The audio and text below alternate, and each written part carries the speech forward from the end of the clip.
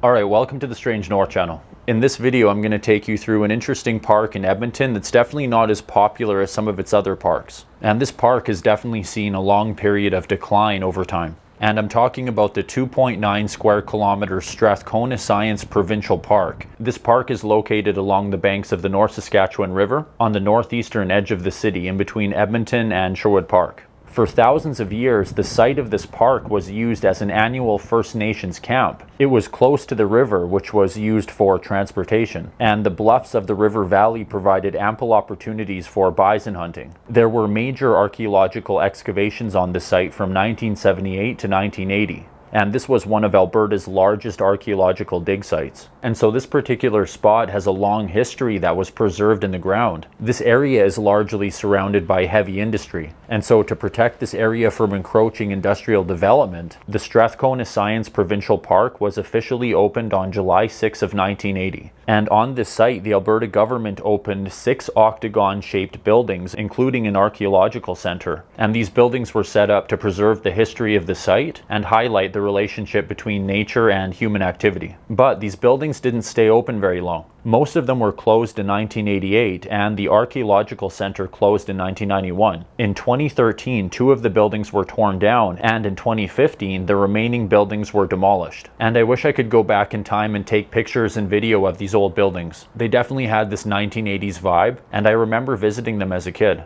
Most of the area where these buildings once stood has now been covered by grass. But if you walk through the central portion of this park, you can still see remnants of these old pavilion buildings. And so nowadays, obviously, this park is no longer open as an interpretive center, as it was originally intended. But this is still an excellent park in the city to visit. First off, I find that it's generally not as busy as other parks in the city. I mean, even though it's located right next to the river, this is generally an area of heavy industry, and a lot of people in Edmonton don't even know that this park exists. This park is popular for cross-country skiing, hiking, mountain biking, tobogganing. There's even this designated area for flying radio-controlled aircraft. And of course, this park is in the river valley, and it links up with other trails and parks throughout Edmonton. For example, the Strathcona Science Park pedestrian bridge links this provincial park with the fully developed Rundle Park across the river. And of course, this park also offers excellent panoramic views of the river valley.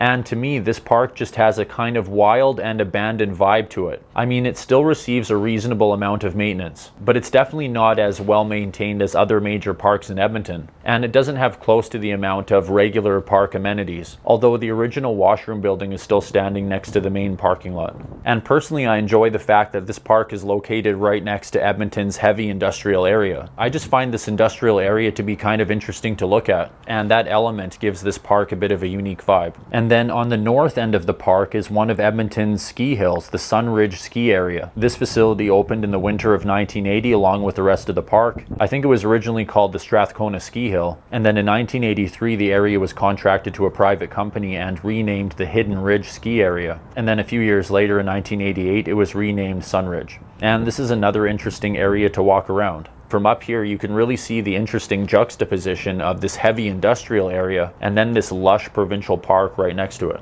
And so in general, I definitely recommend this park if you've never been or if it's been a while. And if it's been many years, then you'll probably be surprised at how many changes have happened in this area. And even though this park is still open to the public and maintained by the government, it definitely has more of an abandoned vibe than other parks in the city. And it's just interesting walking through the remnants of the old science pavilion buildings. And in general, this park offers a ton of options for all sorts of outdoor activities. It has many kilometers of trails within the park itself, and it links up very well with other major parks within Edmonton's River Valley. And if you've never been here, I definitely recommend the Strathcona Science Provincial Park. I hope you found this interesting and informative, and if you'd like to watch more of my videos in general, please consider subscribing to my channel. I upload something new at least once a week. Thank you for watching, I hope you have a great day, and I look forward to seeing you next time on the Strange North channel.